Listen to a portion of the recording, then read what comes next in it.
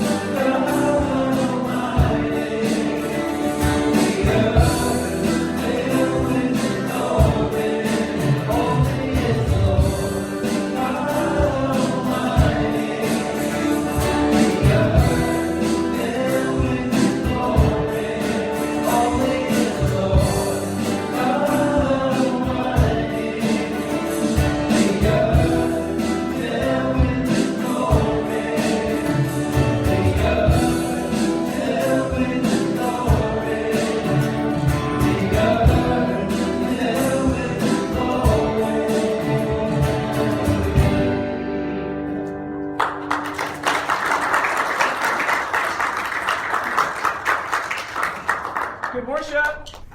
Okay, so I'm reading yesterday's Jesus. Oh, by the way, I'm Candy.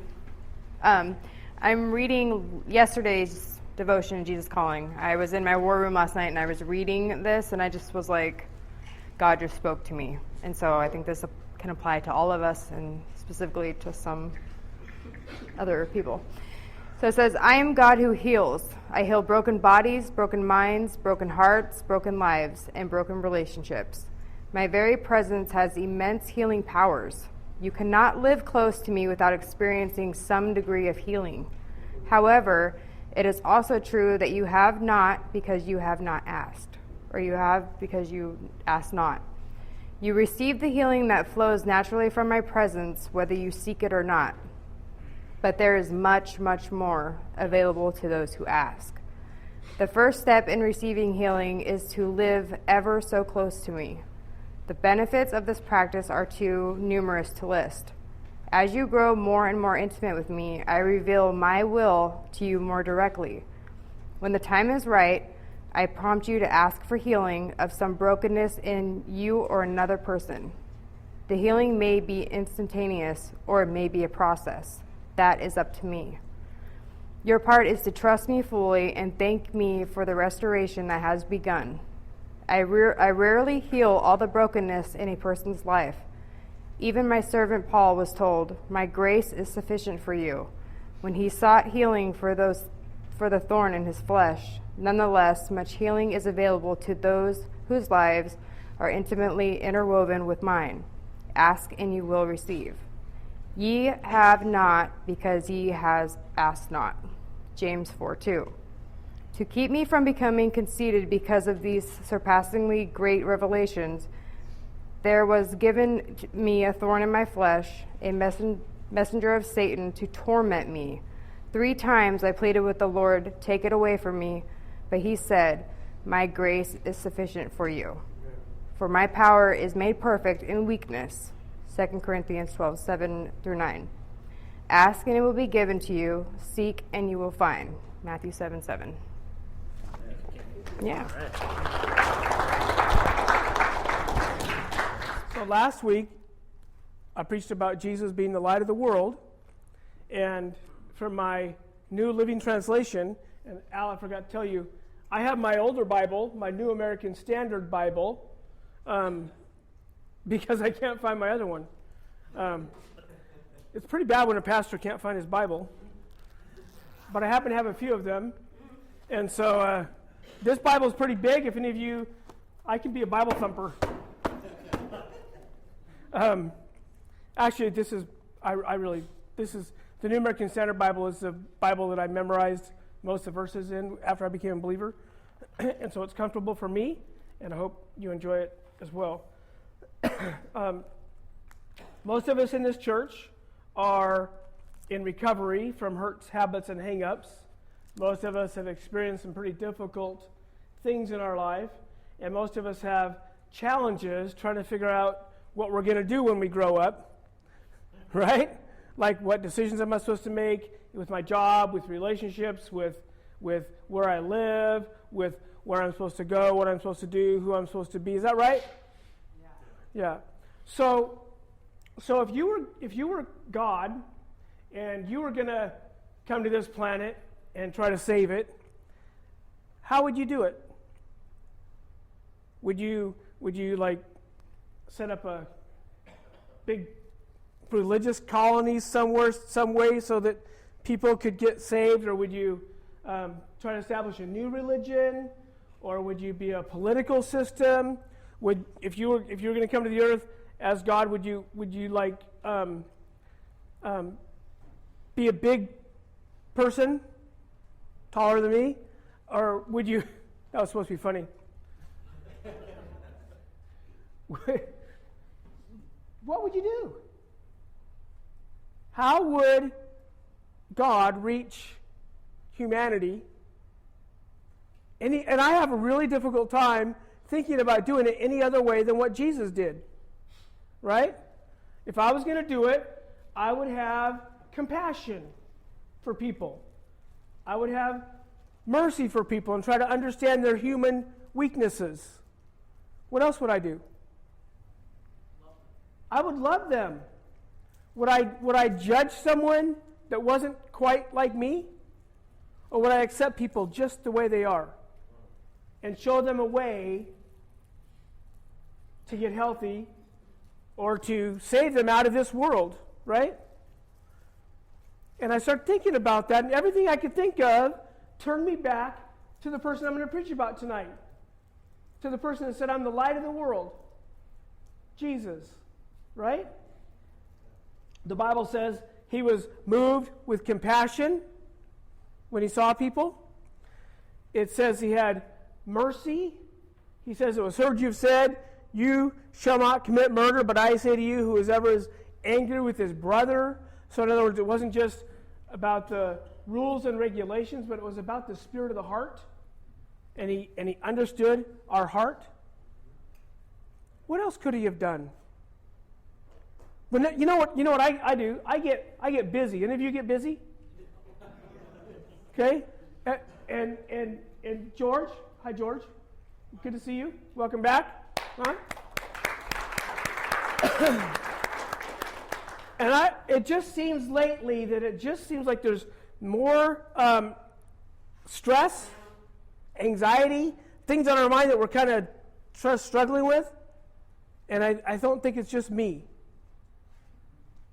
And so Jesus comes along and he says, cast all your anxieties upon me because I care for you. And I get this picture of Jesus in I don't know if he had a chair but do you remember the little kids were coming to him, bothering him, And what did Jesus do? He said, don't turn the little children away, let them come to me and he grabbed the children, put them on his lap, and he said, you must become as a little child to enter the kingdom of heaven. And then he was real busy, and he had all these crowds around him, and he'd been teaching and preaching for days. And someone came to him that was sick, or they couldn't walk, or they were blind, or they couldn't hear, or this one woman had been bleeding for years. And here's what Jesus did. He said, well, I've been kind of busy lately. I've been preparing a lot of sermons, and I don't really have time for you. Right? No, that doesn't quite sound like Jesus, right? What amazes me is no matter how busy he was, if someone came to want to talk to him or had a need, he always stopped what he was doing, even in the middle of a crowd, and he took the time to listen to one person. I was a mentor in Washington County, and on my mentor sheets every week, our handouts that we did, it always said, you never need to be alone. Right? There's someone out there that cares about you, that will listen. And I've been doing this study this week about Jesus, and if you're having trouble with work, I want to let you know Jesus can help you with your job. Right?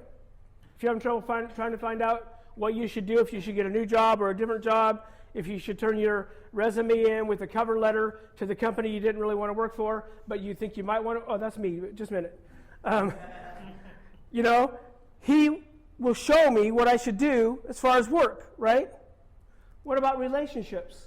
If I'm struggling with relationships, isn't he big enough and he knows me well enough